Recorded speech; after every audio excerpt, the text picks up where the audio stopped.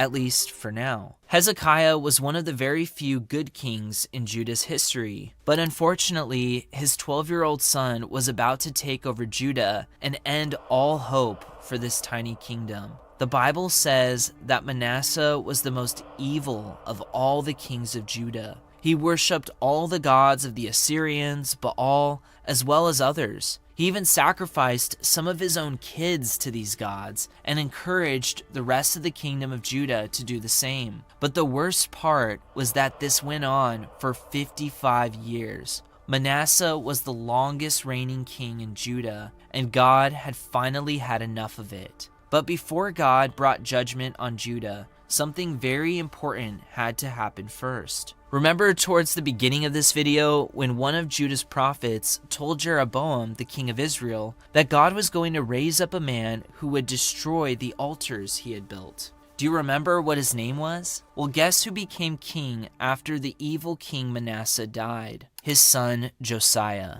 Next to King David, Josiah was the most righteous king the kingdom had ever seen. He destroyed more high places than any king before him and followed the law of God with his whole heart. This is probably why God allowed him to take back much of the land in the north, land that used to be under the rule of his forefathers, King David and Solomon, before the kingdom was split by Jeroboam's rebellion. And just like the prophecy said, he went to Bethel, destroyed the golden calf that has stood there for hundreds of years at this point, killed the pagan priests, and burned their bones on the ashes of the pagan altar.